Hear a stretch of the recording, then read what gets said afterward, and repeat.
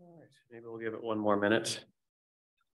And yeah, find some space to spill in, or it's probably going to be a pretty full room today. There's already another workshop in the other room, so I couldn't get them to make this room double big like it was last time.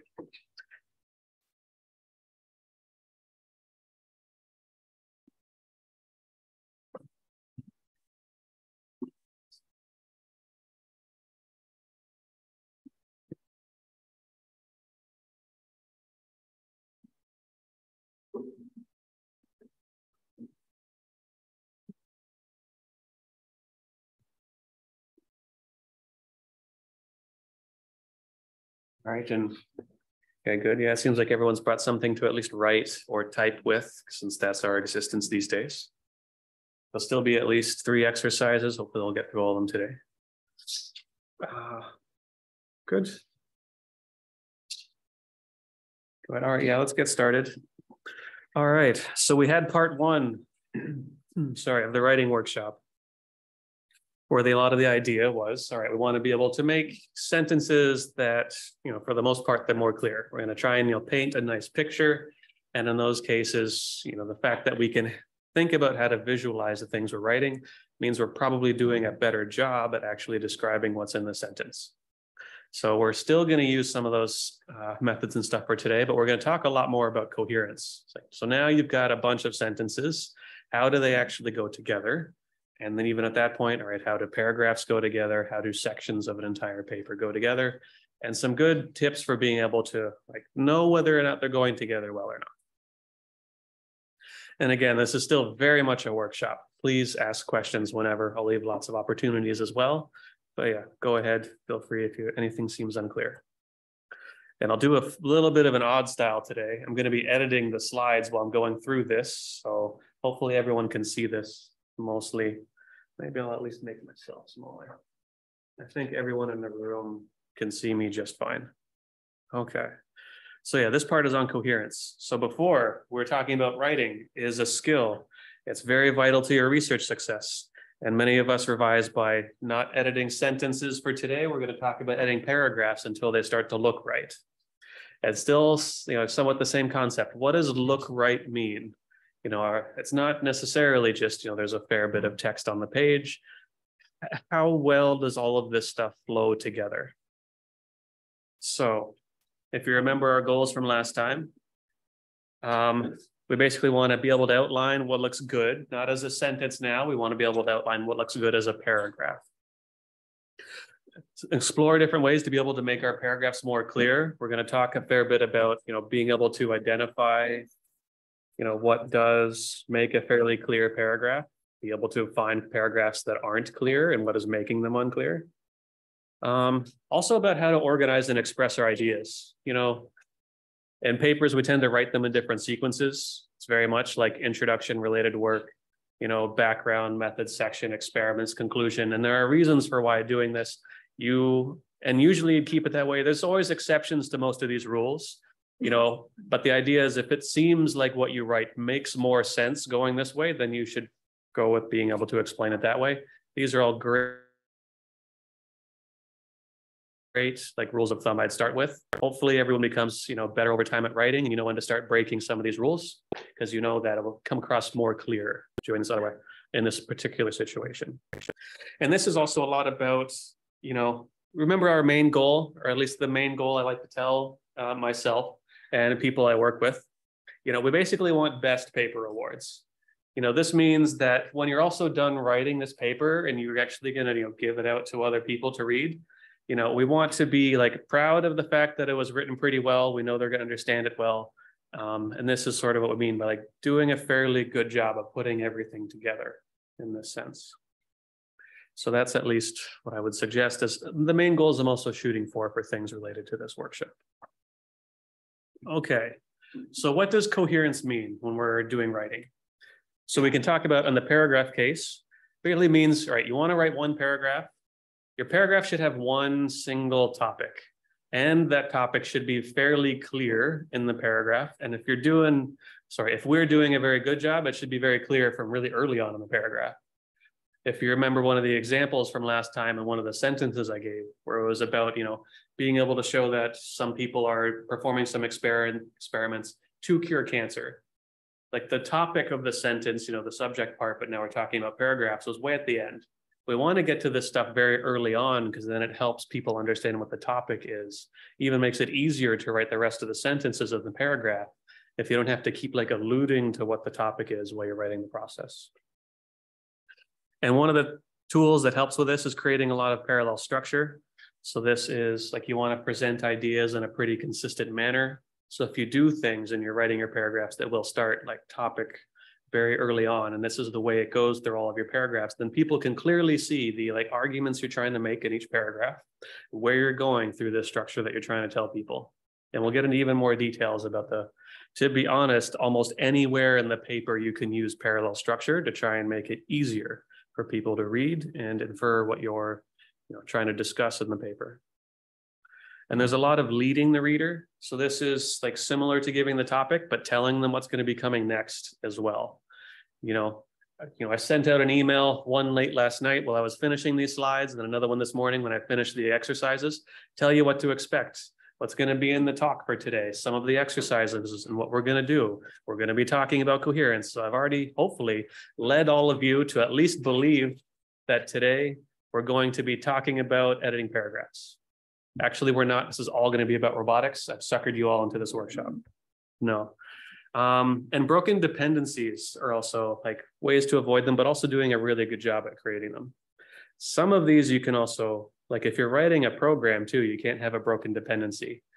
You should try to learn how to identify what are effectively broken dependencies in your writing, such that you basically tried to use a function or a sentence before you defined the things in the sentence.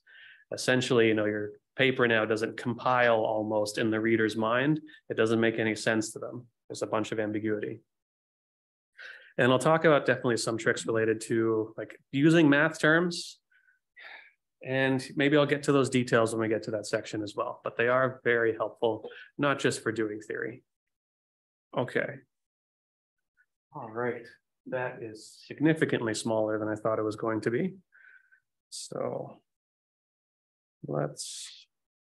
isn't there a button for making text much bigger? There, how's that at least for a start? So can everyone more or less read that? Pretty good? Cool. I suppose you can always go on the Zoom link as well if anything ends up being a little too small for the talk today. But related to this, so we want to have paragraphs. We want to make sure that they're one paragraph and one topic. A lot of the times we're going to be explaining complex topics anyway, so let's stick to one topic. So you want to be able to, in the paragraph, it should introduce and take the time, it's got to convince the reader of some particular new concept. So here's an example. So we've got off policy. My apologies for everything being from my research area from today, but I wanted to pull from my own mistakes, and then we can work on updating those. So off policy RL methods are known to achieve good sample efficiency by reusing prior data. So the topic is kind of clear here. We're pretty sure this is going to be about off policy RL, and not just off policy RL, but how it helps with making things more data efficient. And now we're going to talk about, so therefore there are several recent methods that are trying to take advantage of being able to use the sample efficiency from off policy RL. And then another section here, like in principle, these methods could be extended to this particular type of problem. It's actually getting a little complicated now because we haven't really talked about what this problem is yet. But however, in practice, their ability to utilize data from past tasks collected under an older policy is limited. Then we find via our experiments that they tend to perform poorly in this continual meta-learning setting, possibly due to their limited ability to extrapolate. So there's a lot going on in this paragraph. It would probably help, to have the rest of the paper to help describe some of these concepts, but we should still be able to stay more on topic, even inside of our own paragraph. So here, just basically discussing some of these concepts a bit better and what to dig into. I guess, isn't there that's better. Okay, I'm learning, or at least I'm remembering. So the topic is pretty clear, and I'll underline the topic in this case too. You'll do some of the same stuff for a few of the exercises. So we do know what the topic is. It's pretty coherent, makes it pretty easy to tie the sentences later together better, because you do know that overall, there's at least some application that we're thinking about using this on. But every time it's in reference to how much can we do off policy learning? How much does it help us on these problems, and how to connect other things together? There's even some parallel structure in this, which I'll introduce even in more detail later when we start to talk about via our experiments. So I'm already trying to say there's going to be an argument later in the paper. So I'm giving you a little bit of a leading clause here that's going to say that I know I'm talking about these things and that they don't work. And this sentence, nicely could be some baloney. I just say these methods don't work. But I'm going to say also later in the paper, the experiments I'm going to perform to be able to show that these methods don't work, you can be found later. Usually I'd even recommend using a reference inside of LaTeX to point exactly to that section, but you're leading them already to understand, okay, these are even the experiments that we expect later on in the paper. But yeah, as I mentioned before, so this is going to get fairly confusing when it gets to this continual meta reinforcement learning, which is not clearly defined, and it's not clear how this connects to extrapolation. If you don't happen to be, the few people in here that have probably read my research papers already, you're not going to know what continual meta reinforcement learning is. I've introduced some things that are not really on the topic related to offline reinforcement learning. So we'll talk, this is sort of the process for the first part here. Let's be able to identify these things that are sticking out in the paragraph. And that could come in a different paragraph. So this could be reorganized into two in order to be more on topic for one thing and then more on topic for the next thing, rather than combining them into one paragraph. Any questions? The process so far. All right. Okay, cool. So now let's go for a worse example. And I'm still we're underlying what should be the topic sentence here. So in this environment, the agent is rewarded for developing a 2D walking gait. Yes?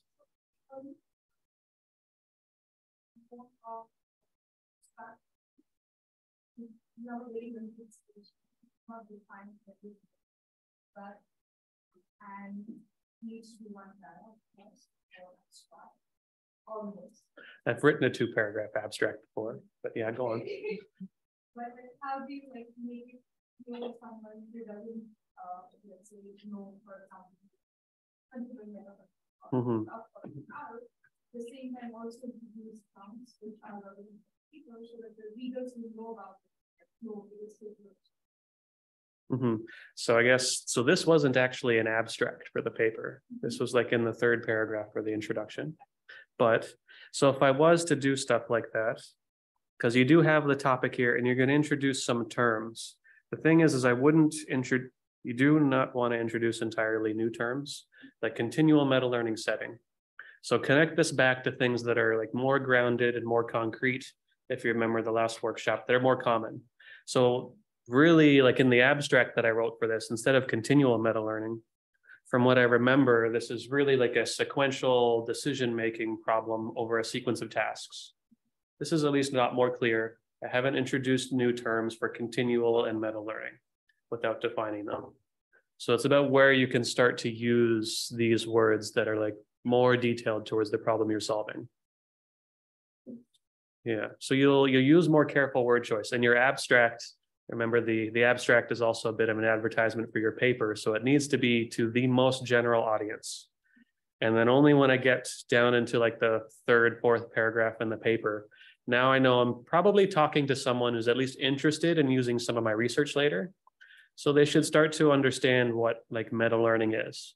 If they don't know what meta learning is, they're not going to understand anything in this paper. So I can at least be a little biased towards that direction too. Yeah, no problem. Great. Okay, so then back to, yes, so this example, that's basically not a very good paragraph. So here we've got this, in this environment, the agent is rewarded for developing a 2D walking gait. So this is really actually a fairly complicated sentence. It's even a topic. We don't really know if it's the environment that's the topic. We don't know if it's something about the reward that's being the topic, or if for some reason the 2D walking gait is the topic. There's at least 3 things going on wrong in this sentence. So people from the last workshop should already kind of be complaining that I put 3 things together in one sentence. There's not one very clear subject, verb, and object that's acting on it. So you'd probably rewrite this whole sentence. But in generally, the paragraph is not like very much on topic either. So there's the next sentence. Reward is given for matching an overall desired velocity and for matching a given reference motion. It's not clear how this is related to the first sentence. The first one is maybe at least talking about the environment, but now you've switched. We're talking about some reward function now, and no longer the environment. There at least wasn't anything connecting these sentences together. And, this environment is similar to this reference for 30. So now it seems like we're switching back to talking about the environment and less about the reward function. Also, just generally, if something like this, like even that the way this is written, like if you say this environment is similar to number 30, is not also very helpful if you don't at least talk about what that environment is for a second. So this particular sentence isn't adding a lot of value to the paragraph. So you'd at least want to say, like, in what way is it similar? This is kind of related to last time's workshop of making some good, kind of clear and painted, sentences that'll paint pictures. Definitely want to rewrite that sentence. And then the 2D biped used in this simulation is shown in figure 4A. Okay, so there was a lot going on. It wasn't clear what the topic was in this paragraph. It's not clear why reward is given and whether or not that's an important part to this. Basically, this doesn't paint a good picture in anyone's mind either. So if we recall back to the first workshop where we want to paint kind of a clear picture of an argument, here there's at least, or more like at most, 2 fuzzy concepts related to an environment and some reward function. You can't quite put them both together. And that's where I want to talk about this painting picture part more. And then most likely, which is the case sometimes, figure 4A was basically doing all of the work that this paragraph couldn't really quite explain. So there happens to be a picture, if you can see it from back there, there's this little 2D biped, kind of looks like a creepy android from an old 80s sci-fi movie. But this is the biped. So now you can, literally see the picture that someone, myself, was trying to draw with this paragraph. Instead, it'd be nice to not be so surprised by this particular picture of the biped too. We do want to, do a better job at writing these paragraphs to have them flow better. So this is an example of things that are not good to do. Any questions about this so far? Yeah. Sure.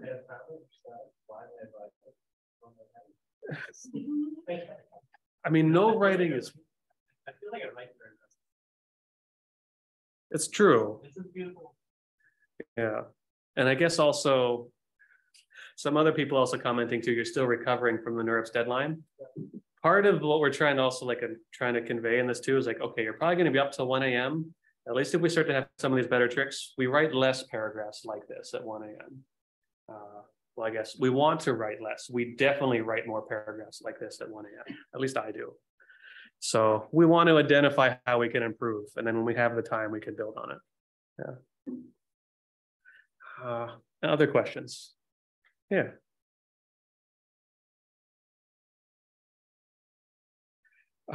Not this one, because this one would take the entire workshop to fix. But I've got the next one here is at least an improvement on this one. So this one is not bad, but it's also not great.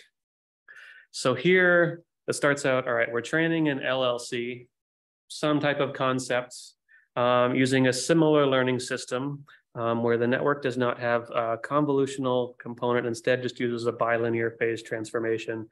Introduced a lot of terms that probably should have been defined. The agent is trained to match motion from a database of stepping actions at different angles and distances by finding the proper sequence of actions in the form of a PD controller, target, position at each joint. It's quite a sentence.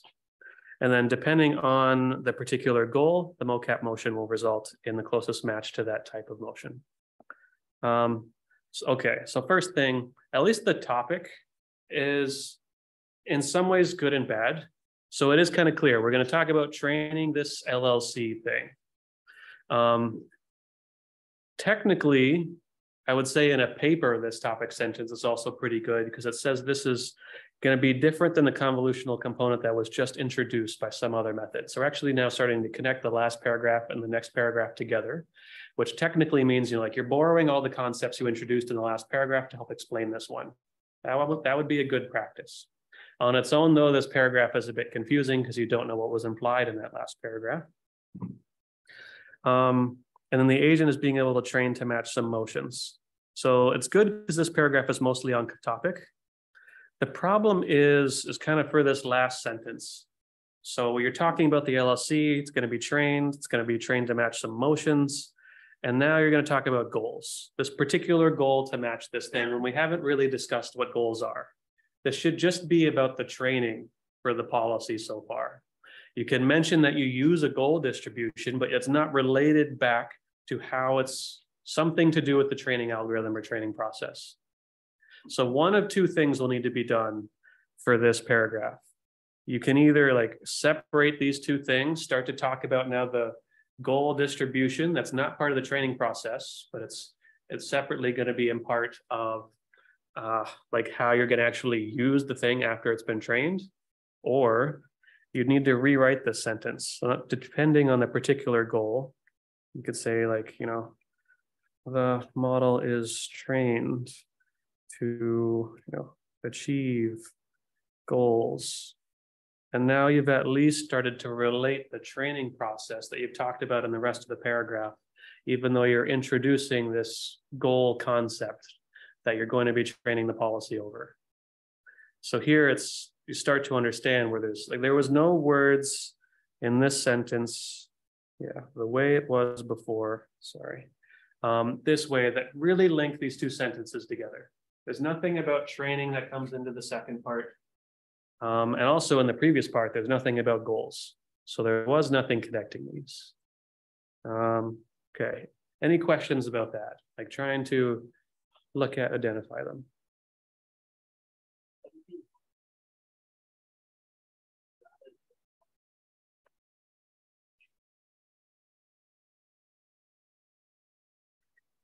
Yeah. Mm-hmm.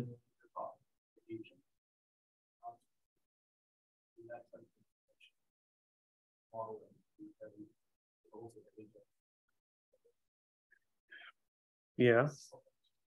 So that's already maybe part of a good point. Getting to this part a little bit later in the workshop. Yeah.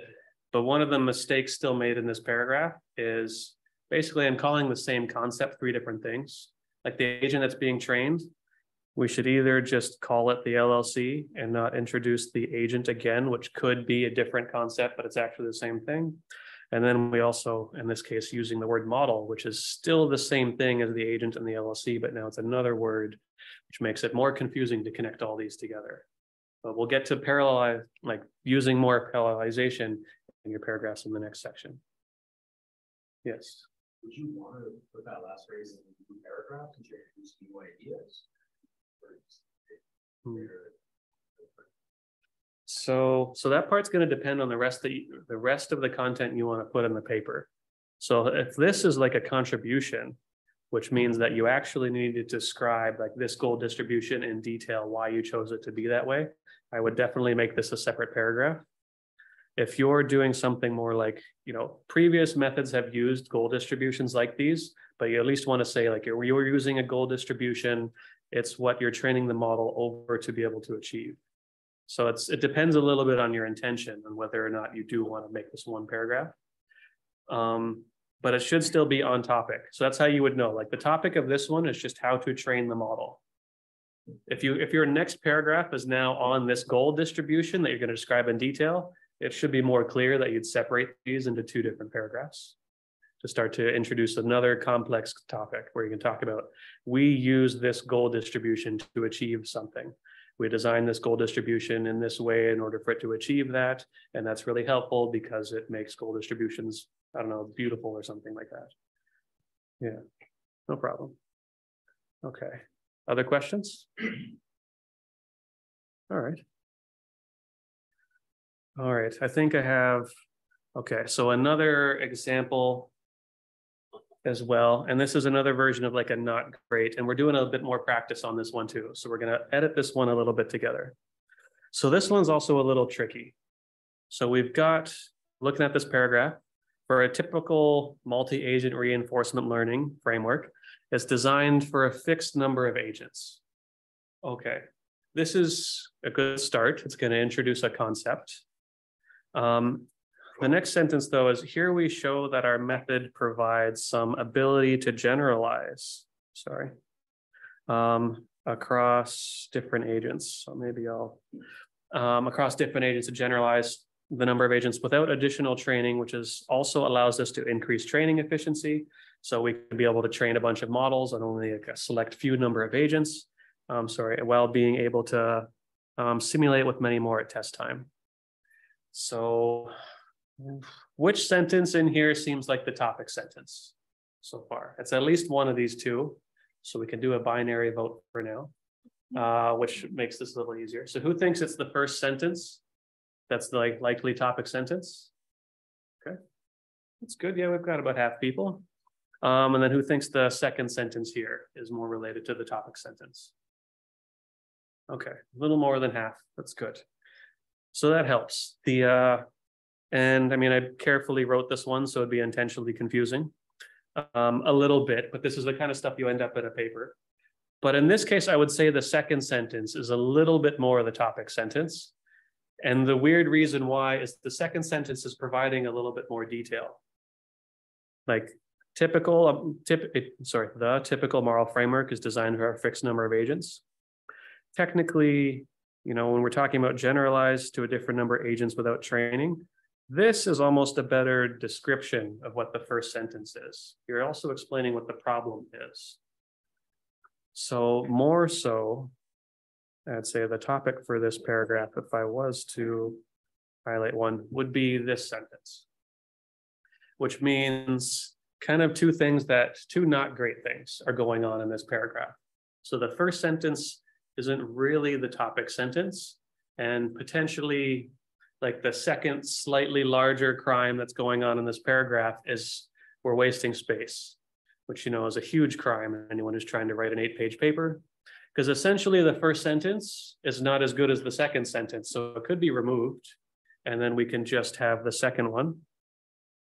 In this case, I don't remember how to do a strike through, so let's just pretend italicizing stuff has now been removed from the paragraph. So we're going to say here we show that our method provides some ability to generalize different number of agents without additional training, which also allows us to increase efficiency by enabling training on fewer agents while being able to simulate with many more during test time. So this is at least better for the topic sentence. Okay. The average reward for two different types of policy training styles are compared. The first method trains on a single task at a time. The second method uses multitask learning. Don't worry about the terms that are used here so far. So training across all tasks at once in hopes that you'll get more generalization, and task independent structure is acquired. The multitask method, often preferring to optimize easier tasks, does not appear to learn more robust policies compared to compared to this particular base method. All generalization results can be seen in this figure. However, generalization remains to be a known issue. Okay. So maybe, yeah, let's do one more kind of like binary search here. Okay. Do we think this particular sentence belongs in this paragraph? Remember, the topic here is, we're going to show that our method provides some ability to be able to generalize to different numbers of agents. And now this next sentence is saying the average reward for two different types of policy training styles are compared. So, any ideas? Maybe show of hands again. It's not necessary. Okay, so if you remove this, would it like connect to the rest of the ideas in the paragraph? So you're saying you were doing, is there at least the word compared up here? We show that our method provides some ability, allow us to increase efficiency during simulation. So the first method trains on a single task at a time. The second method uses learning and training. So you could maybe remove the second one if it's not on topic, but you at least need to introduce the word compared back in here, or those two sentences aren't going to go together well. We're no longer understanding that we're actually shifting to talking about comparing stuff. Okay. Any other ideas? Yeah, like these sentences, right? Those two? Yeah. Mm-hmm. Because in this case, yeah, we do have some average reward. To be honest, you're doing RL. It's always average reward. So this is not so useful to be able to include in the sentence so far. But you can say, at the very least, what should go here is, two methods are used for comparison. And then you can use, some kind of more complicated grammar if you want to make this all one longer sentence. But it's often a bit, you could still at least keep these two sentences, but you've made this one closer in line with what you're going to do to connect these together. Yeah.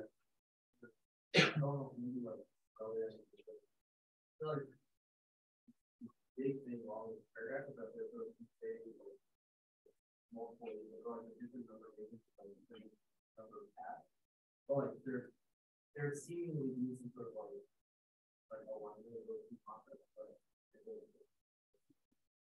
Mm-hmm. So you think maybe at least a few sentences later on in the paragraph are not related to the topic in the paragraph. It's a good observation, and that's why it's like difficult to start to see how to string this together. So yeah, that's part of the problem with this paragraph. And like one, at least so far in the workshop we're doing for like in the sequence, the more the point we want to be able to aim at. So in this case, all right, we've got some sentences where we're talking about, the method here and how it can increase efficiency. But the second part we're getting into is literally like what we should compare it to. This is kind of like combining, like you're talking about the bonus points for your method, why you should be motivated by it. And now we're starting to intertwine into this some description of the experiments that are happening later. So these aren't really the same topic. So in this case, two methods that come together. So I would say at least these should be two different paragraphs. Because now we're going to start to talk about the two methods that are used for comparison. So we're going to now talk about what we're going to use for these comparisons. And in hopes that they get more generalizability. The thing here, so this multitask method does not appear to be robust policies. So let me not do that. So the thing is basically this part, they seem like they're the same topic now, somewhat. So we're talking about the advantages of this method being able to generalize to multiple agents. This next sentence is talking about a method that actually does this called the multitask method, but it often prefers to optimize easier tasks over ones that are not so difficult. So it might not be able to do as well across like different numbers of agents. So these ones are a bit more in line with the topics that have been used for each of them. And now we've got this different section here where we jump back into talking about the results that you can go see in this figure. So in that case, sorry, I'm running out of formatting options here. But basically now this sentence that's in blue and the other one that's between the two bold sentences, those ones are talking about the experiments. So this paragraph has at least blended these things together in not the clearest way that we could end up organizing them. And then this last sentence is a bit about generalization again. So this is kind of about back to a method that we can have that generalizes across different number of agents. So there's at least two sentences that we've snuck in here that aren't really related to the method or the current topic. Yes. Another problem. The second sentence doesn't have even True. So if we were to come in here, so at least say we don't like this sentence, so we can maybe make this paragraph shorter. So here we're going to show, but we can at least see here, almost get rid of that. So now our method provides some ability to generalize to different number of agents without additional training. I mean, that's basically a thing on its own. This is already pretty clear for the topic. And here you'll have to have another part for the sentence. You have to begin into allows. So forgive my our method, which also allow, or yeah, well, this, do you want to, we're getting into the parallelization part of it too, but you want to connect this to the last sentence, ability to generalize. So this generalization from our method, at least, allows us to increase training efficiency by enabling training on a fewer number of agents, being able to simulate many more during test time. It's a little better. You can probably, you're talking about fewer agents and then more during test time. So you're actually like talking about the same concept twice there in the sentence construction. So that means we can at least get rid of one of these. So you can do just like train while being able to simulate with many more agents during test time.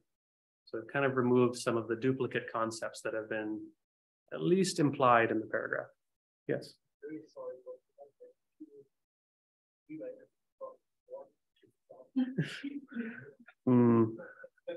Maybe. Oh, okay. Okay.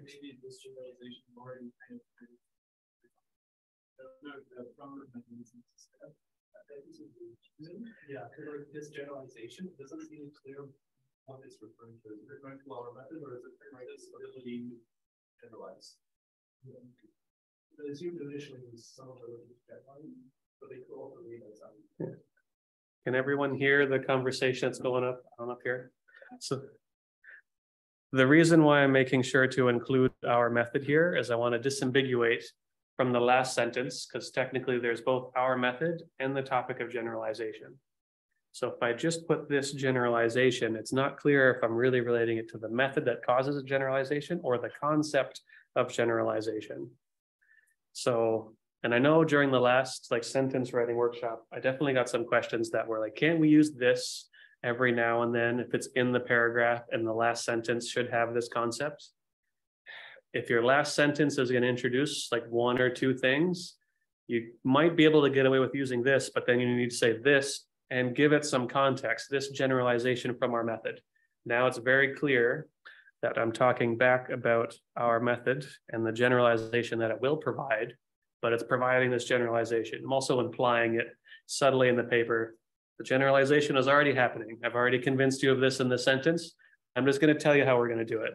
So now when you're a reviewer, you can't argue with me. I've already told you generalization works. Okay.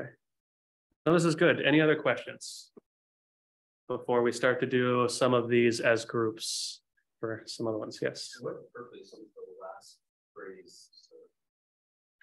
Oh, like however, generalization remains a known and open issue. Yeah, like, isn't that obvious? Like, that's self-evident. Like, why are we reading the paper? Yes. So I would agree. This certainly doesn't add anything right here. If you're going to put something much later on in the paper in the conclusion section, when you say your method isn't perfect, you could maybe include this, but then you're talking about the general limitations of making generalizable policies, different topic. So this one is also off topic. So after all that, we can kind of end up with at least 2 paragraphs instead of those ones. They're going to be short paragraphs in this case, but this is at least better towards the topics. So we're going to talk about the generalization, how it's provided by our method. And the second one, we're going to talk about just the comparisons here to be able to go with. Yes. Sure. Previously,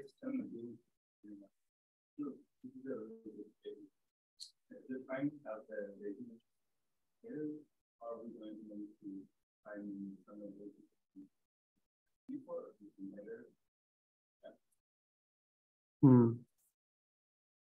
So if this, is going to be about the concept here, I'm actually trying to find where this is currently in the text. Some ability. Can I do find some ability? Perfect. So our method provides some ability. You would want to probably provide some more detailed description. Like our method provides, the ability to generalize to a different number of agents. Even using the word some doesn't help. I would use the word the in a paper too, because some sounds like it could be 0 or a little. And when you say, it will provide the ability to generalize. And then you can talk about the generalizability, the generalization ability instead in some more detail. It depends because we haven't introduced the types of tasks or how we're going to talk about generalization as a concept, but you could definitely connect that in here when you're talking about the amount of generalization you could get. But here we're just talking about the concept. Like I promise you, this thing that I'm making will generalize to a larger number of agents. And then more agents is already a somewhat decent way to talk about generalizability. Maybe a little less familiar with some people, but yeah, if you do train a model and you introduce additional states and actions and things like that, usually it's hard to generalize to. Okay. All right.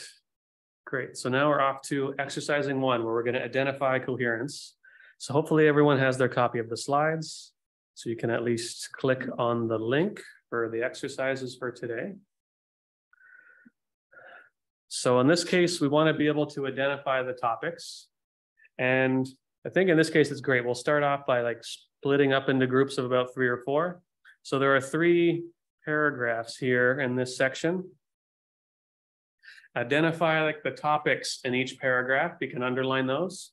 And then basically try to see which sentences in here from these 3 paragraphs are really contributing to which topics. And then maybe think about reordering them. But first is just to try to understand which one are the different topics and whether or not these are really going together well. All right, and we'll do that for at least the next 10 minutes. Okay, but for the moment, group up with some of your neighbors from at least 3 to 4 of you, and then you can start to talk about whether or not you think these ones are the same topics across paragraphs.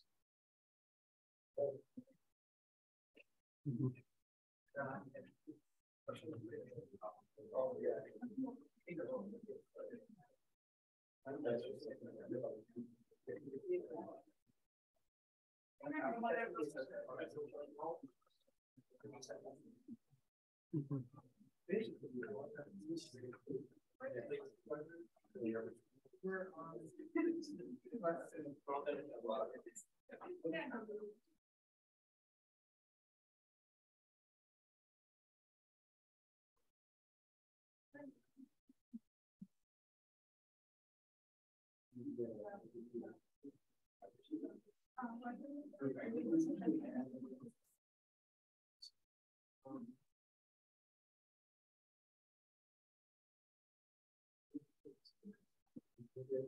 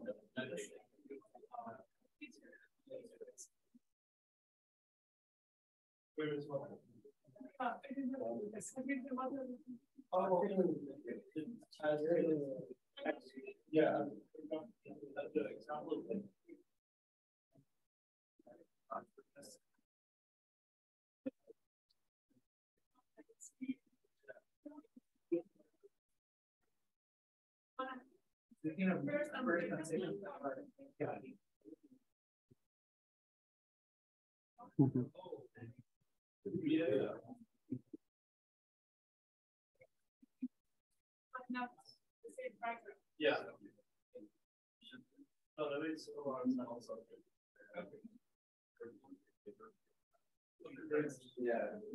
Yeah.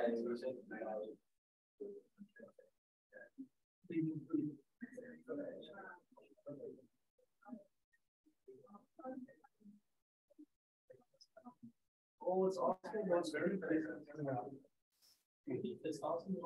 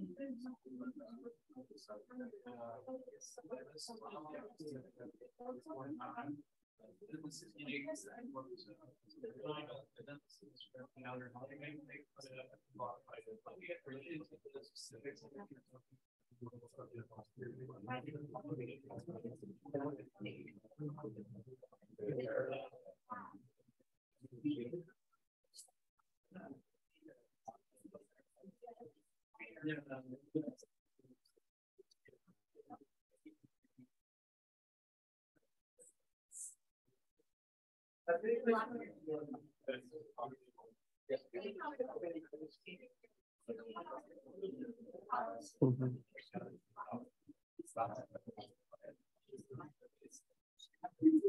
So that's how the.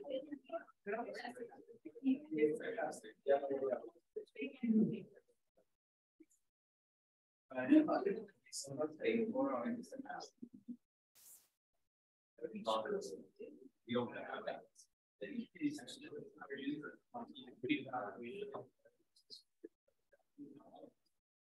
Yeah.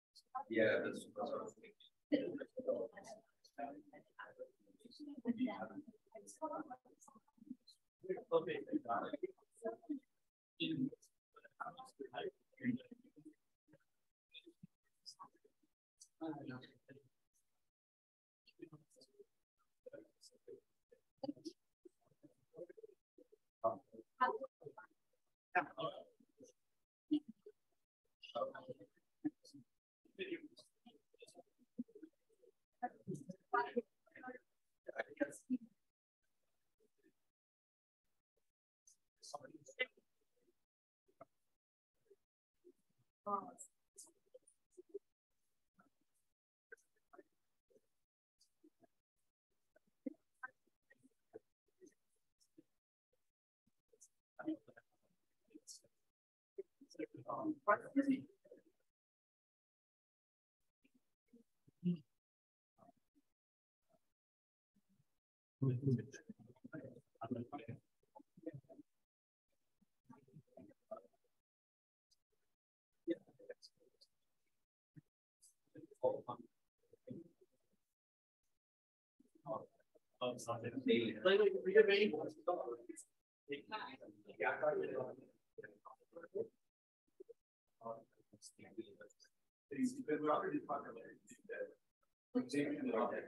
So this person's taking information. Yeah, that's.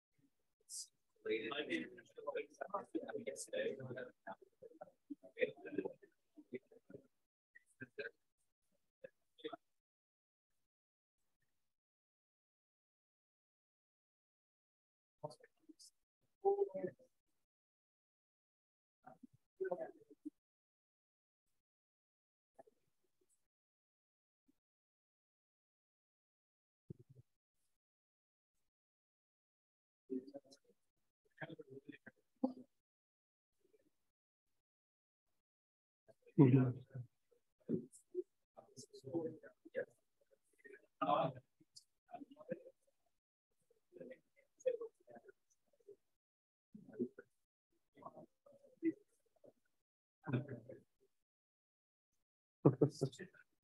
All right. All right, everybody, let's have a look. Sorry. Let's have a look at how the exercise has gone. All right, so in this case, it's definitely a little tricky. Maybe one of the key bits of information is there's definitely more than two topics going on, even across these three different paragraphs. But if you go in and you highlight like what seems to be the topics that are mainly related to these things. So the first paragraph is, okay, there's a little ambiguity between some of the sentences, slightly on purpose, but not entirely. So like the first paragraph, it's okay. Like we now exhibit some analogous failure modes. Our examples use this type of transformation, still talking about the failure modes. And the next topic, okay, now we're going to talk about how we're doing the evaluation. We evaluate the robustness, on models to this transformation on CFAR 10. We chose to use, the length of the modeled center box to be half the total length of, the pixels. This isn't as much related to like the evaluation. This is more related to the method, again, now in the way that it's going to be used. And then the results are given in table 2. So now we're talking more about our evaluation. We found that applying, eta bn to this transformation hurts accuracy, relieves the original model, almost cutting it by half. So this is now we're giving some more description of the results. And then to test whether or not something similar to the conceptual example is causing this drop in performance, we visualize the effect of batch normalization. This is almost like a separate qualitative analysis of the model. It's not really related to the quantitative analysis that's been talking about in the previous part that's in blue. So any questions? There's definitely like not a lot of like description in here. So there's only a few sentences, makes it a bit more clear to see why they're separate or together. Usually when you have longer paragraphs, it's easier to see like the one sentence that stands out and is not on the topic for the rest of the paragraph. Okay. Sure. I guess I can do this for now. If people want to look into it later, you all have access to this one. So kind of like answer. Okay. Nope. Okay, great. So that was about like trying to identify the stuff that should be coherent across a couple of paragraphs. And now we're going to move on to a couple of other concepts for being able to improve our paragraph structure. So one of them is about being able to bridge concepts. So oftentimes your paragraph is about, all right, I'm trying to introduce this thing which maybe your reviewer or reader has never heard of before, and you want to try to be able to get the idea across. So here, basically we want to allow this and kind of reduce the distance between the reader and writer slowly until they're finally, quite literally on the same page or on the same paragraph. So here I've got this example. So organisms can carve out an environmental niche within which they can maintain their relative predictability amongst entropy around them. So this is already kind of a good start. We're organized for organisms. We know that organisms live amongst other things, and we also interact with our environment. So I'm starting to relate to the fact that we're going to talk about us and things as living organisms. And then go into even more examples. So for example, humans go to great lengths to shield themselves from surprise. We band together and to build cities like Montreal. With homes, we supply a lot of automatic water systems, so we don't have to worry about it as much. We've got food, gas, electricity to control the deterioration of our bodies, and living spaces amidst heat, colds, wind, and storm. So this is really relating to the fact that think more about your environment, not just your environment, how we construct our environment. And these activities exercise sophisticated control over the environment, which makes the environment more predictable or less surprising.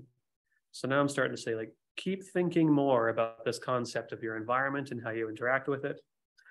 And actually, the last part, could the motive for preserving the order guide the automatic acquisition of using behaviors in artificial agents?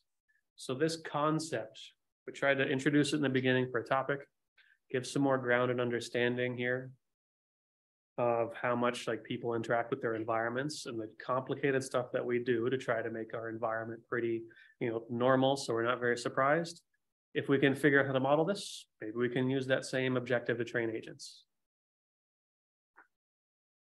Okay, so this, introduces a pretty Nice concept. Organizing our organisms construct their environment. Provide some nice concrete examples here now in the next sentences, because it's going to literally, hopefully, talk about things people are used to, like living in a city, drinking water, having to eat food. Maybe you don't have to use gas anymore. That'd be awesome. And then other things related to, deterioration of our bodies is probably a bit extreme, not how I do normally think about it, but, avoiding thirst, things like that. And then basically, the last part, are these skills needed to create them? Can we get agents to create these skills? So there's a lot of concepts. It took, basically 4 sentences to get to the point at the end of the paragraph that was, maybe we can use these concepts to help us train agents. And this is what I mean, like bridging a concept. Often this is what you get. It takes like more than half of your paragraph to finally convince some people that these 2 things are starting to look similar. And that means we could maybe use them to do this other thing. That's kind of the point of really when you're trying to write a paragraph, it should have this effect after someone has read it. It's moved one thing forward. You've managed to connect at least 2 ideas together. Move on to the next thing. You need to try to connect them or convince them of. Yeah. Any questions? Good so far? Okay. It's a good sign. So I guess related to that too, how does this one rate, this particular paragraph, relate on verb choice? Since we're talking about this from the last one, the last workshop. So I've got some good, verbs here. Got carve, just kind of interesting verb. Great lengths to shield themselves from things. I guess we band together, supply, to control. So does people think this works kind of well on the term of on the area of verb choice? These things are going to be like more vivid verbs that you don't think of as often. When you think of carve, you're literally talking like sectioning out something in particular and then trying to use that. And then we're going to talk about shielding ourselves. Maybe sometimes you might literally protect, the outside of our house is kind of a form of a shield. The outside of Mila is protecting us from the sun today and the terrible heat that's apparently going on. It's really not that terrible, but I can complain from Canada standards that it's at least a little hot. And then we band together in this room. Some, I guess, kind of nice government system decided to make the building, pay for it, and we have air conditioning here, so it's a great place to be. And then you've kind of like used these verb choices pretty carefully. More predictable. Some of these could probably have been chosen better. And the vividness and precision. So I would think on those aspects too, at least this particular paragraph, is it's using a lot of precise things and a lot of concrete things to relate it to the stuff you probably at least interact with one of these every day, which means that it is going to be pretty concrete in the way that you're going to be relating to these words. So any questions about the verb choice or vividness? Yeah.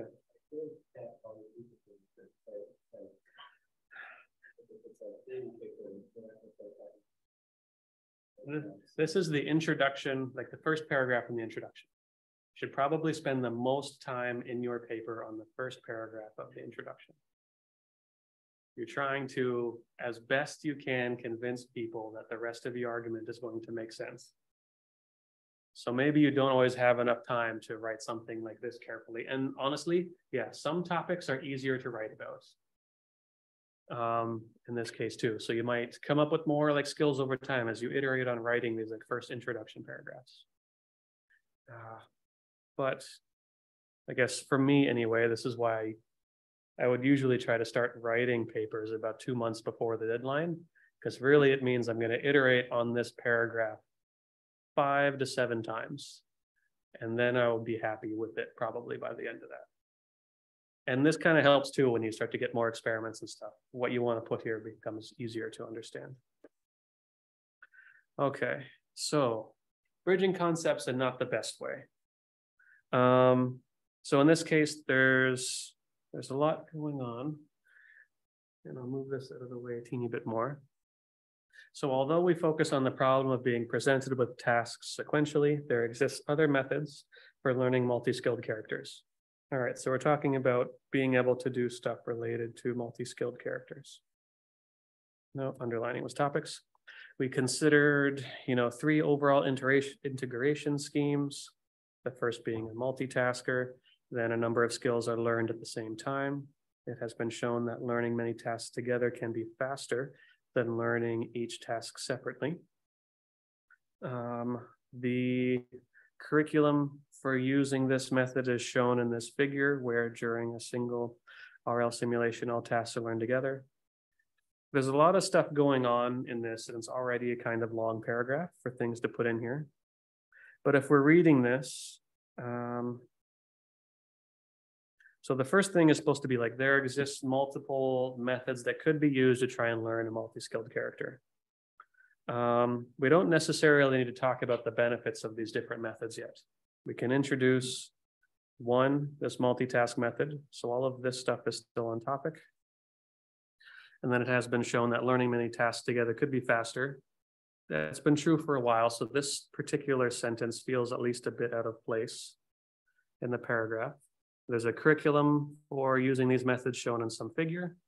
And while during single RL simulation, all tasks are learned together, it's also possible to learn each task sequentially. So this is at least a bit more on topic. So you've got a method that tries to learn everything at the same time, a method that tries to learn things sequentially. And then now we attempt to evaluate this method from scratch by using this particular task. So do we think we should probably change to a different paragraph here? We've now gone from talking about methods. Now we're going to talk about doing some evaluation on them. So at this point, this is probably getting long, and this particular topic has started to change. So we should probably split these. Makes us easier to talk about some of the concepts in the previous paragraph. All right, for the next part, then there's like also when a new task is to be learned with this model that will occur outside of the original parallel learning. So now it's really, we've really tried to like, I don't know, this basically sentence right here is giving me a headache and I have a hard time trying to explain why it's truly a pain in the neck. But you've basically introduced this, you've separated these two concepts, and definitely this sentence after it is more related to the topics of different methods from before. So this one's out of place, could maybe be removed, but you'd probably want to make 2 paragraphs. And then also when talking about new tasks, then this one and this one are a bit more on topic. So the last version, of the methods we want to talk about for multi-skilled characters, learns each task sequentially from previous tasks, things like that. So there is at least 2 paragraphs in here. We're not bridging the concepts too well because now we've got some discussion of like how things are evaluated. And when we do that, we kind of lose our flow in the paragraph because before we were talking about different methods. And this paragraph would be great if we said, we want to talk about different methods. Here's method A, method B, and our method C is better than method A and B. That's a great paragraph. It would be much more on topic and would bridge the concepts of why you care about method C. Then you can have a second paragraph after this that says, and we show in our experiments that this is also true. For these reasons, X, Y, and Z, in practice, that's also a better performance. So when we're basically writing some things like this, try to always stay on a topic, and you can use them to bridge these concepts as well. Okay. So any questions about this? Good so far? All right. So now it's your turn. So we're going to go back to the next exercise, which I guess is probably still open, at least for me. They're all in one document file this time, so you can just scroll down, not this one,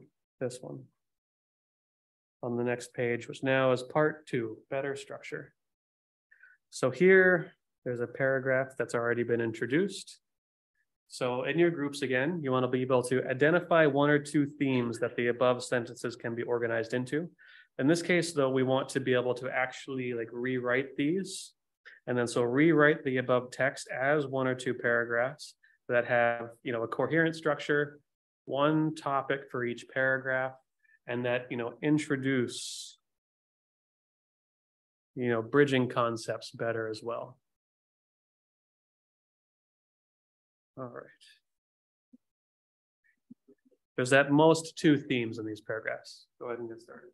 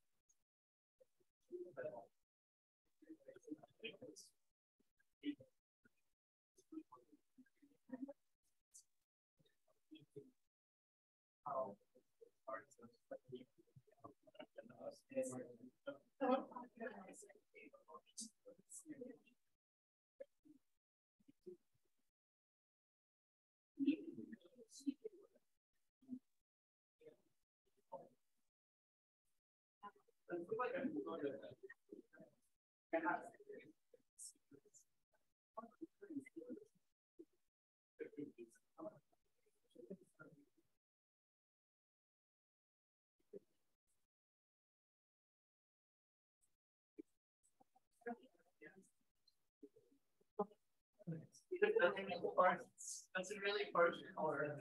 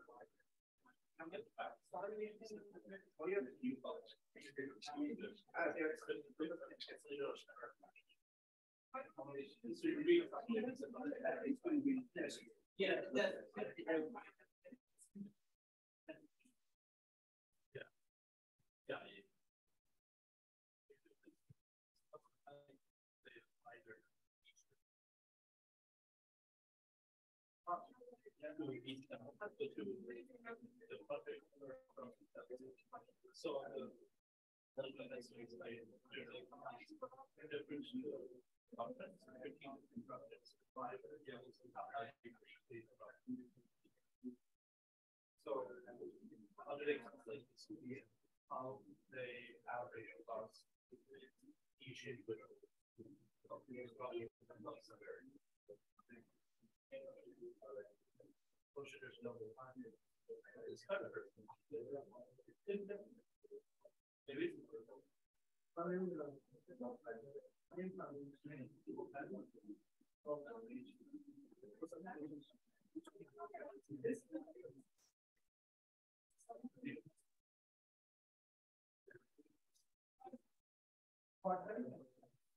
There's no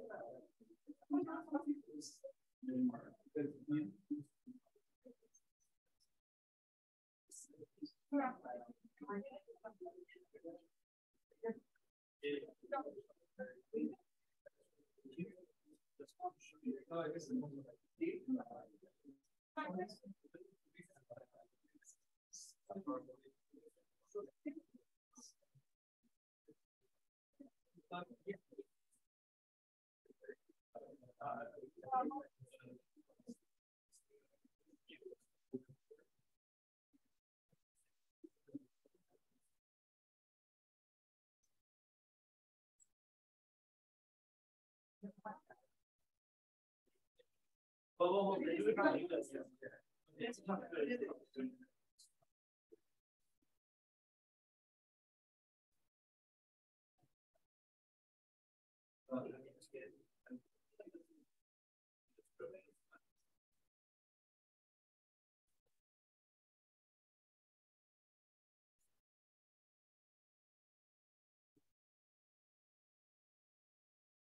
We're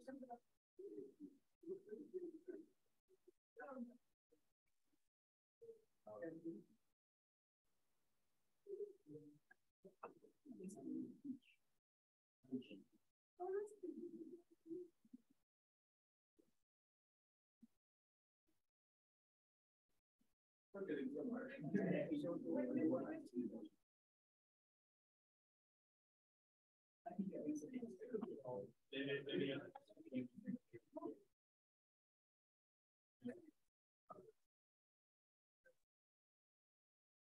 Yeah.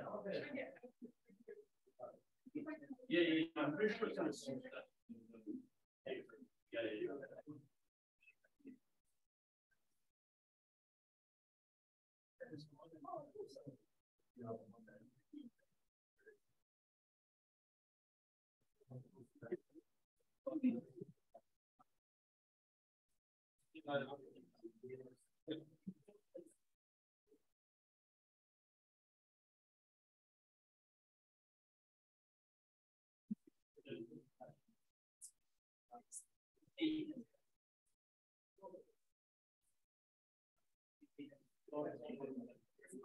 Yeah. Yeah. I mean,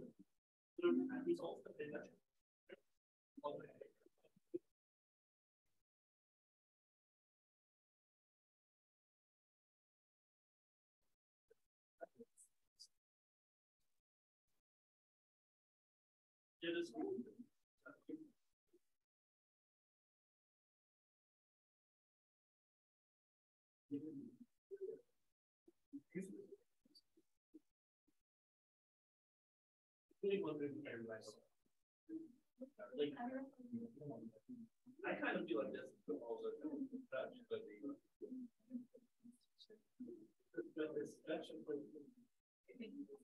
Yeah. But I don't know what else I could do. I think this whole thing is just an description of it. I know. There's no.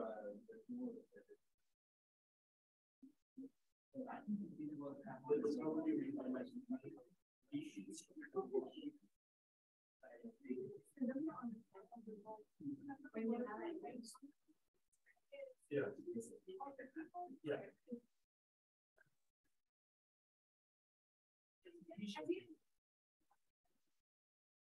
Yeah. Yeah.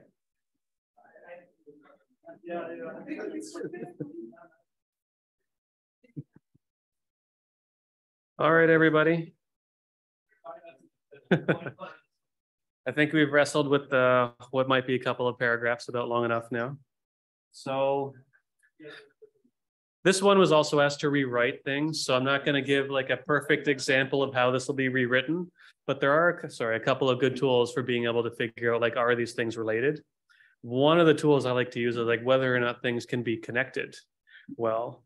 And in particular, like what subjects and verbs were used. So like when I go through this, I read the first sentence says, we use the robustness benchmarks. This is going to start to give me a hint, tiny ImageNet, a couple other things, and several experiments. So these data sets include 15 noise, blur, whatever. Basically, I can make this connection between benchmarks and data sets, right? They're like almost interchangeable words. I might even say the person who wrote this didn't do a great job. I'd also use the word benchmarks here. So I know those two sentences are likely very related because they're basically using the same topic. They're talking about the benchmarks again and the overall process. Yes. So in your world, there's like wants to be benchmarks, data sets. Well, this is a long argument, which I've had on Slack a little bit already.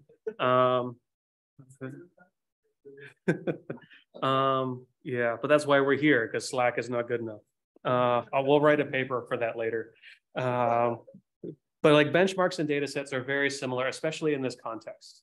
They're using the word benchmarks, but they really mean these benchmarks are the form of these data sets, and how well you perform on this data set, that is the benchmark. But they're highly related here. And then you can see the next part, blur, we're talking about these particular data sets, or like the function of these data sets is to apply some type of corruption. And then you have to be able to recover from these. All right, so the next sentence also says, okay, unless otherwise specified, some data sets, there's another corruption here. So I'm pretty sure these are still now on topic about talking about corruptions that were in the last sentences. Okay, but then we have a problem in the next one. Since we're working in the context of domain adaptation, we assume we have access to unlabeled data. I can't find anything quite in this sentence that connects it to any of the previous ones. There's nothing related to benchmarks, experiments, or corruptions. This is now at least a sentence that's going to stick out. I think I was highlighting some stuff like that earlier. Oh, sorry, too much. And I didn't actually change the color. Sure, purple's not a little bit of purple. Just for that, okay. There you go. Add a little more color. So we also run some experiments. So now experiments are going back to here, this part where we're talking about the particular type of benchmarks or experiments we want to run. You can say in particular, like ImageNet was constructed. This part, I actually find this sentence really hard to figure out on which part to group with from before. But in some ways it's constructed with some corruptions to try and reproduce the ImageNet data set with some other pieces. And then ImageNet is trained to be able to exhibit. So we haven't been talking about exhibiting anything yet. So this is talking more about performance now, what we want to see, not what we've done to the data sets. So if you, the tool I'm saying here is if you want to start to identify if they're on topic, if it's a well-written paragraph, it won't switch between using benchmarks and data sets. It'll be even clearer to see what's on topic. But try to identify what's going on, what's the thing that's being acted on in the actual sentence. And they should all be on this topic of, we're using some data sets for some experiments. And then we're talking about those data sets for a while. And there's a sentence or two in here that's talking about, drop in accuracy, some stuff about using unlabeled target data. Maybe those will also make one paragraph. That would be separate. And then there's another sentence or two about changes to the data sets. And this shift reduces some accuracy. This one was a little harder to connect, but changes in texture, I would call this another type of corruption in what's being done. Yes. No more color suggestions, but what else would you like from me? Yeah. I don't know. The first one I find those people being pretty relevant. Like, hey, there's this shift, and it actually leads to a resolution of accuracy. I think it's probably like the data set we would see from data set. Is that for another paragraph or like I think it's already well organized right now. Other than that purple theme. Well, it's just in this part, it's explaining some details about the data set, not the particular corruption that's a part of it. So I would say that I would put this in a different paragraph that has more to do about the performance of the method. I would draw in the our method only when we apply it. I'd probably say sometime later, you only get a 5% drop when normally this causes a 10% drop according to this previous paper. But at least it's not quite on topic. Oh.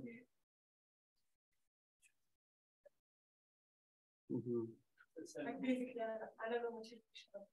You add them as another check for bootstraps because you have seen that there's in the literature that there's a drop in performance. But I will not write it like that. It's the 10% part that sort of stands out. The paragraph is introducing, these are benchmarks. These are all for testing robustness. This is sort of an extra detail specifically about this benchmark and how much it would normally cause a method to drop. So that sticks out a bit as me because I'm already assuming the topics are going to be about things related to some type of corruptions and what effects they have. So I would just list those for now. But if then I would have maybe to split these apart, and would be good practice here. I'd make two different paragraphs, or if I wanted the details of the types of drops in performance that occurred for every one of them. Why just this one? So I would say at least it could be organized a bit better if you separate this out. And then you can talk about, the average, the corruptions from all these previous methods and how much it actually affects the results. And then your next paragraph can be how much your method is less affected by these corruptions. Yeah. Yes. it's because that it's like it seems like the paper is about domain adaptation. I think if domain adaptation is really wrong, and the rest of it changes sometimes because like it's like the corruptions are in the context of domain adaptation. So you're saying like probably changing the that. So like you're changing the data set now. I think like yeah, it's like the domain adaptation. Like the drop in accuracy is like this is a good method. This is a good data set.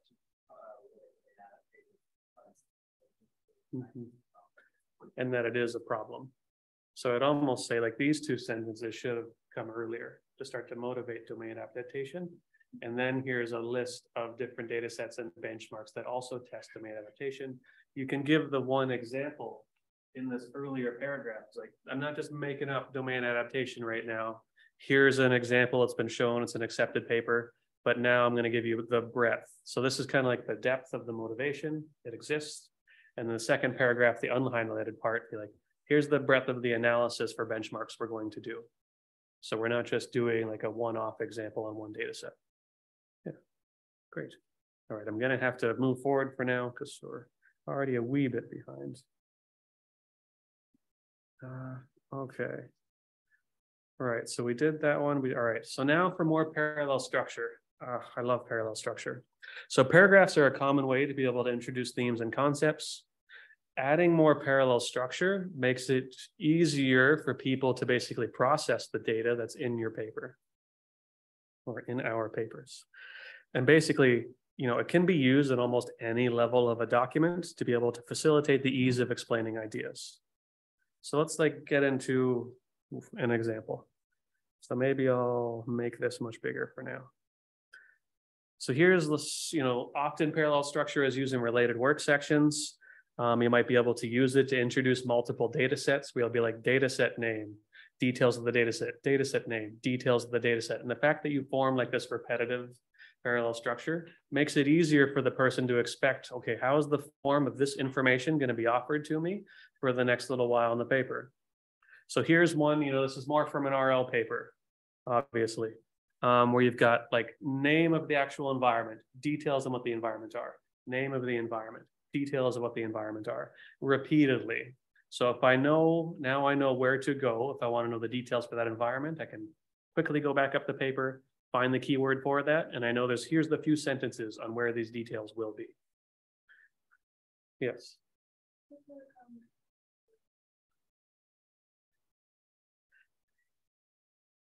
Yes, the last ones aren't about structure, or at least aren't about environments. And I'm trying, in this case, to like hijack the parallel structure that I've used, saying, okay, we're still going to follow the same motif of like identifier details on that specific thing. So I'm very clearly identifying what the topic is for each of these sentences. It's in bold, it's like the first two words and the details of what they are. So in this case, it's not that I need to follow parallel structure. The structure ends up being like concept, details repeatedly. And to be honest, not a great job of connecting all these together. This is kind of a list. And I don't really like putting bullet points in a paper because it basically violates everything we're talking about today of trying to make coherent things that flow. And this is my sacrifice. That's my middle ground in between there.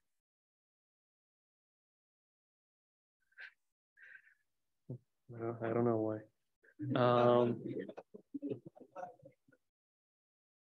Because here you're actually having some things flow together. You're working on the parallel structure.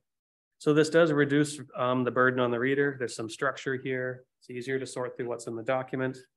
It also makes it clearly indicate and helps reinforce the ideas through this repetition, be able to find things. So that's good.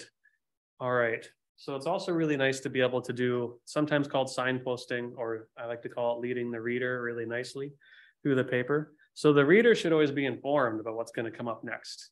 There should never be anything surprising in a paper. And it's always better to basically hold the reader's hand. All right, so we've got this example on the right. Our experiments aim to answer the following questions. Can Spiral learn a meaningful, complex, emergent behavior? Can we improve Spiral by incorporating representations? Can Spiral serve as a joint training objective to accelerate the acquisition of reward? What do we think is going to be in the next 3 paragraphs of this paper? It should definitely be almost these 3 exact topics, and you can tell them what to expect. The numbers are also little reference flags inside of this, so you can go down into the next part of the experiments paper. Maybe you're more interested in like number 2 instead of number 1, and you can skip it. So we're providing a couple of these nice little like signposts and almost like a few tunnels through the paper, so you can make shortcuts as well, given this structure. Any questions about this one? It's good. This is always like really nice style and make like even additional structural flow throughout your paper. So yes, unsurprisingly. All right, to answer 1, yeah, we evaluate on Tetris Visdoom, humanoids, whatever, to be able to show that it does work. You do get emergent behavior. Part 2, we study how to train it with a VAE. There's a whole paragraph on that concept. And then part 3, you know, Spiral can be used as a, Spiral can use a conventional intrinsic motivation method to aid in exploration. You know, just trust me, it does what number 3 does. No one really argued about that particular concept in the paper. So this is like nice. It's going to provide some more of this organization. You're telling the reader what's coming up next. Okay, right. You also want to avoid types of broken dependencies when you're writing as well. So some of these concepts here are a little bit outside of like just a single paragraph. So if you're writing a section, these are tips in order to be able to facilitate this process. So basically, when you're introducing phrases and things in your paper, terms, you know, like continual meta learning, you should probably define these before you actually use them in the paper. And you want to always do it in this order, you know, like B is a great letter. It's very shiny. C is, it's an okay letter. It's a little bit shinier. And now I can actually introduce the concept, you know, C is shinier than B. It's not as good of a practice when we're writing our papers if we do it the other way. All right, C is shinier than B. You don't know what C is, you don't know what B is yet. And now later in the paper, hopefully in only the next few sentences, then you introduce B is greater as a letter that is shiny, and C is also an okay letter that is more shiny. So if you're going to use something like in this clause in the paper later in the paragraph, make sure you define what B and C is first. This is another example of like thinking about your writing almost as if it's a software program. If you don't define these variables first, it doesn't run. It doesn't not just, you know, you don't just get like bad statistics, it crashes, it doesn't work at all technically inside of the person's mind. So any questions about this? Okay. Yes. I guess like following the program analogy, you need to have some like starter point, right, from which like to inherit something. And that has to be like, I guess I would refer to like common knowledge that you would like field. So if you have any good litmus tests, or like apart from like some intuitive feeling about, oh, this is part of the common knowledge of the field, how do you determine whether a concept is accepted as a given? Well, oftentimes I'll use a group of students as my litmus test to see whether or not they know what the concept is. It's actually a really tricky question because like common knowledge is also like its own kind of like ironic saying because not everything is common. And often when I write papers, the thing that I thought, the real issue is, oh, I thought something was common, and then they ask for a proof for this thing I think is somewhat very incredibly obvious, but I have to do it anyway. But in this case, I go back to like, we're supposed to think about our audience when we're writing. So if I'm writing like a research paper for this, I expect them to be like, you know, at least in the second year of grad school, has done some classes in machine learning, probably reinforcement learning, and they'll be reading the paper. So there should be some base level knowledge. I guess I'm a little more attuned to this because I literally like teach a class on that. So I'm like, if it's from my class, I can assume it, some person should know it when they're reviewing the paper. And that helps from that particular concept. So, but if it's outside of that, then you can't assume things. And you can try and stretch the like coding example a bit. It's like, all right, you know, I can kind of assume, I think everyone in here knows at least some things about PyTorch, right? It's just become like a really common thing in the things that you code. So there's a little bit of an API that exists too, that I think most people are familiar with. But yeah, no problem. Okay, so here's an example where we've got some broken dependencies and they're not so great. So as they gain experience, humans develop rich repertoires of motion skills that are useful in different contexts and environments. Recent advancements in reinforcement learning provide an opportunity to understand how motion repertoires can be best learned, recalled, augmented, inspired by studies on developing and recalling motion patterns, all this stuff. The real kind of problem is the last sentence. And what follows, we refer to the proposed method played progressive learning and integration via distillation. So there was a lot of stuff there, but basically we haven't defined what we mean by progressive learning, really what we mean by integration. And again, unless you've read this paper already, you probably don't know what distillation is either. So you kind of introduced all of these concepts. We're actually starting to make kind of a good argument. And then at the end of this, here's a bunch of stuff that doesn't really make sense because we haven't defined it yet. So this is where you want to make sure to not have these broken dependencies. So in this case, in this here, you should just remove this last sentence. It's going to have to go later in the paper after you've convinced people more that progressive learning, which is really what we're talking about in this first paragraph, is a concept. And then later you're going to have to describe the benefits of distillation, and then you'll have defined that concept as well. Then you can finally introduce the name for your paper, and people will be appreciative of what that means and why you're doing it that way. So it's not just for math, even if you do individual terms. This is where I wouldn't assume too much. Distillation is not a very common term. It's probably only used maybe in my class using that term at Mila. So that means that's too specific. Okay, so, right. So for one of the last concepts I want to talk about is, being awesome at flow. So each paragraph is a topic. However, the overall paper is supposed to be coherent ideas. Yes. And the paragraphs might have some locally good information that they're trying to convey. But if we want to be super awesome at being able to do writing, which is always our goal, we want to also have our paragraphs flow together. So here I removed a bunch of stuff to try and make this faster. But remember that first paragraph, organisms can carve out environmental niches within which they can maintain relative bunch of garbage. Could the motive of preserving order guide the automatic acquisition of useful behaviors or agents? Next paragraph, we study this question. We're referring to the sentence from the last paragraph. We want to talk about this question in the context of unsupervised learning. So there's now flow between these paragraphs, not just between the sentences in the paragraph. And you can hold the reader's hand even better if you can connect all of the topics between your paragraphs really nicely.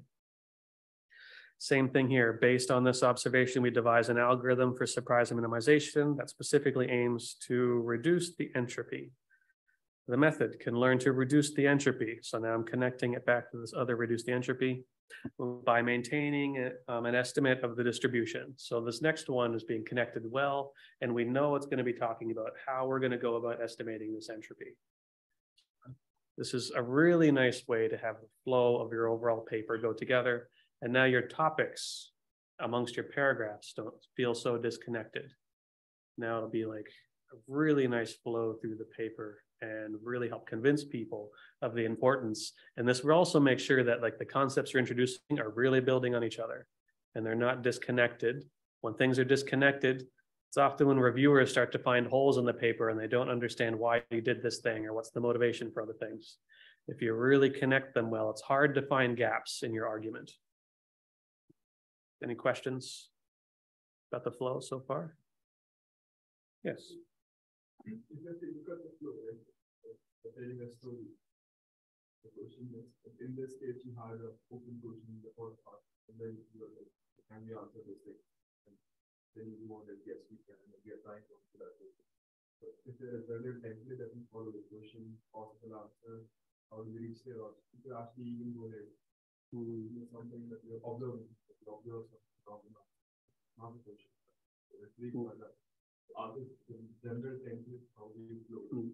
There are some general templates that I use. So that's actually a workshop part 3 that'll be in 2 weeks, where it's how to basically write all these paragraphs so they would go together and do templates.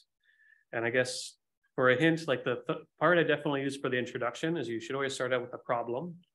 Whatever it is, like you need to talk about in this case, the problem here is, can we find a good objective for agents to optimize? Then, why it's important. So it's because we want to be able to make, complex agents that can learn a whole bunch of different skills. Then you kind of want to talk about like, just what is the conceptual idea about why it might work? I haven't even introduced any technical or complex subjects.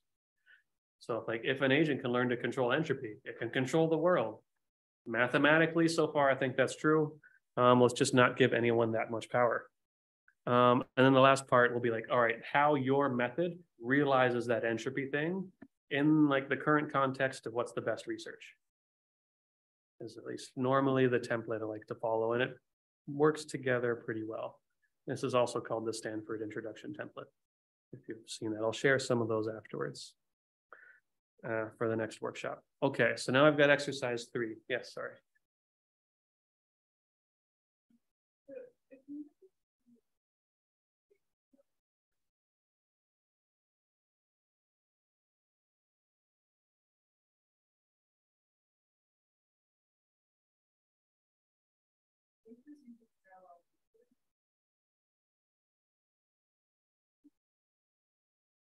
Mm-hmm.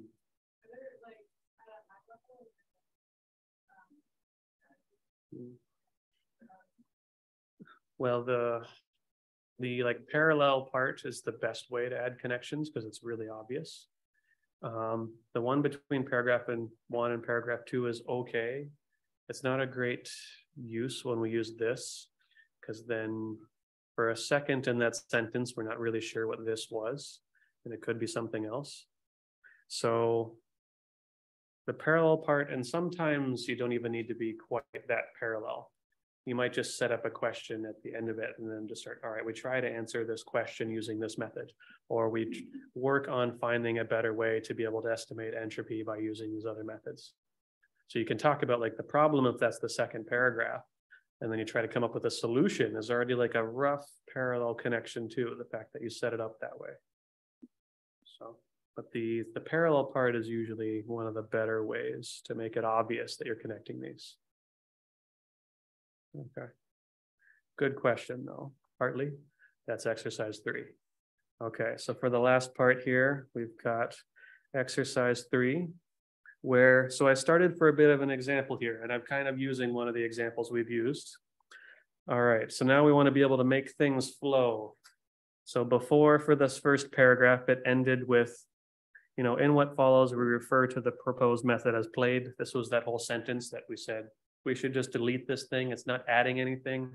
It's even messing up our flow between paragraphs. And our next paragraph here is on how to develop long-lived applications of complex control tasks. So our last sentence from the previous paragraph should really be, however, what properties should such a growing multi-skilled repertoire support? Well, for long-lived applications with complex control tasks, we need some learning method that'll be able to require and integrate additional skills. So these aren't even quite using parallel structure, but it is trying to set up like problem, answer a bit, and then the topic and introducing the rest of the paragraph. So there's some other challenges making these paragraphs flow between paragraph 2 and 3. So work on like editing the last sentence or first sentence of these paragraphs, make them flow together better such that there isn't such a disconnect in the concepts they're introducing. All right, and we'll do that. I guess we've got 10 minutes left. We'll do it for that amount of time. Yeah, and feel free. Oh, well, yeah. Feel free, again, like break off into groups, discuss how to do, sorry, not any of that stuff. There we go. Discuss how to maybe you can pick some of the paragraphs, find the ones that are most terribly committing the offense of bad flow, and then edit 1 or 2 of those sentences to have them come together better so they build on each other rather than sound like random ideas that aren't connected.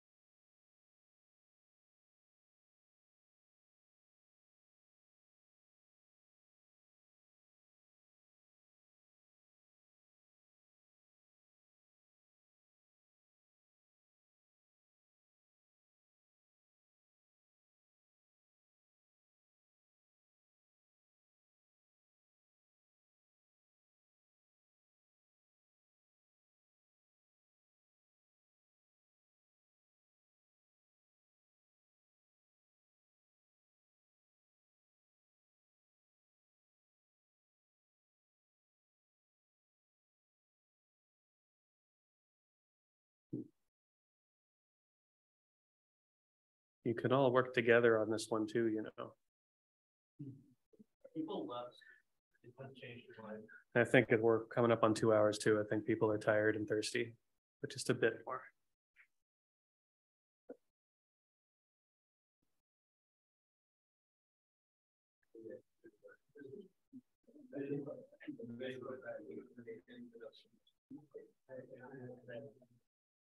How are you doing, Pablo?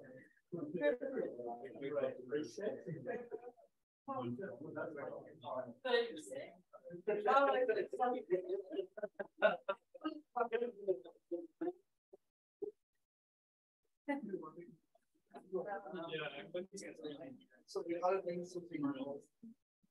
Okay, these paragraphs is the top.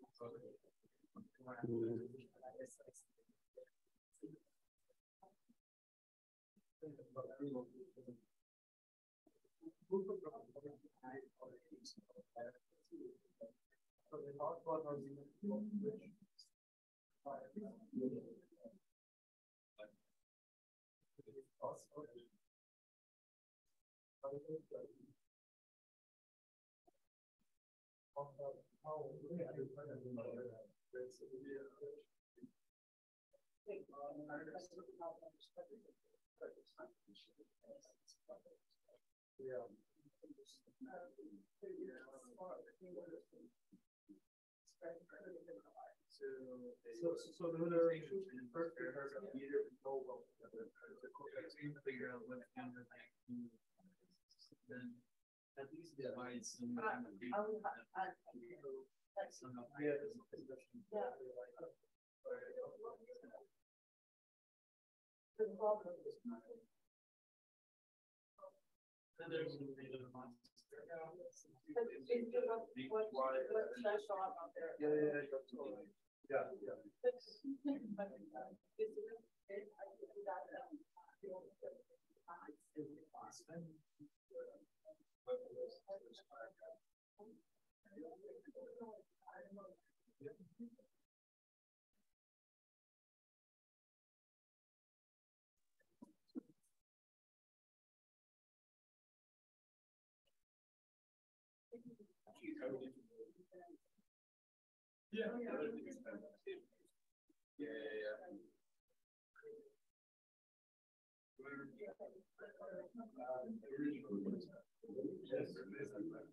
the concepts are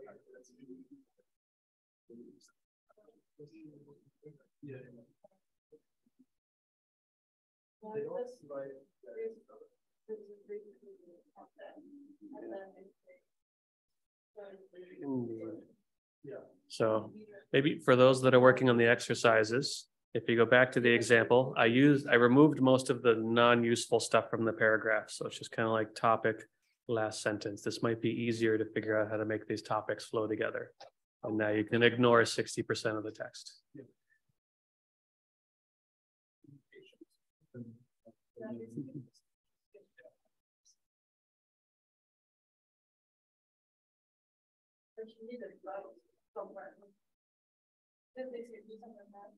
I'm inspired by that job.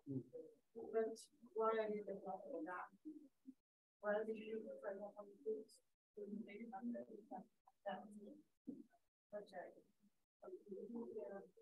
Yeah, that's. Yeah,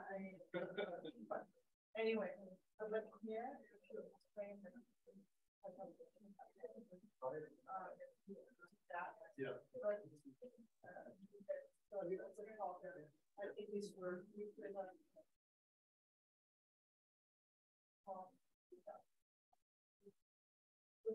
You just say, this is the content, this is what happened, this is what we do, but you don't show it.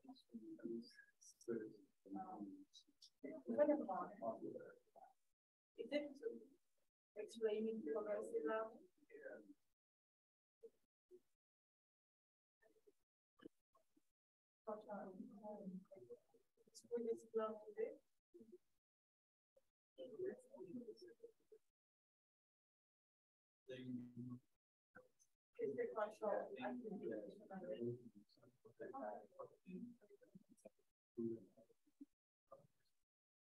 Yes.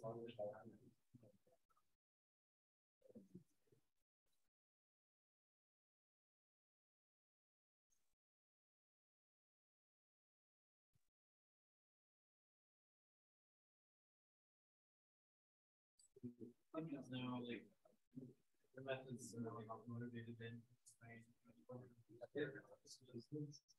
our methods is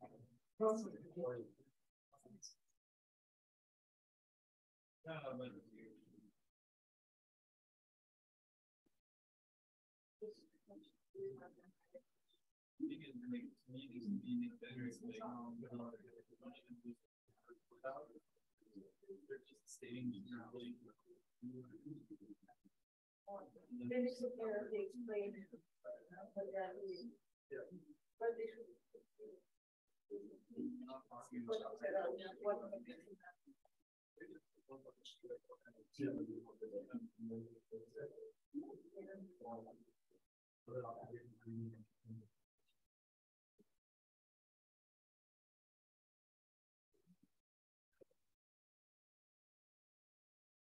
But then.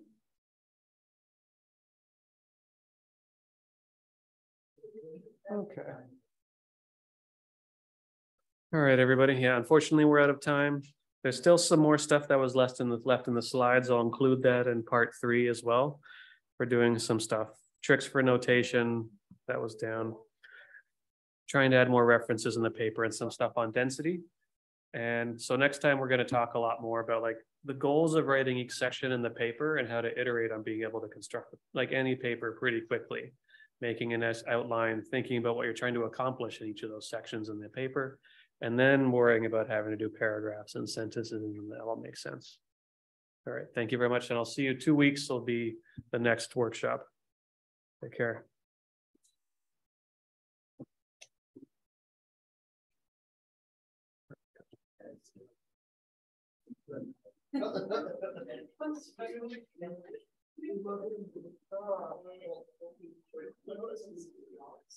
Yeah.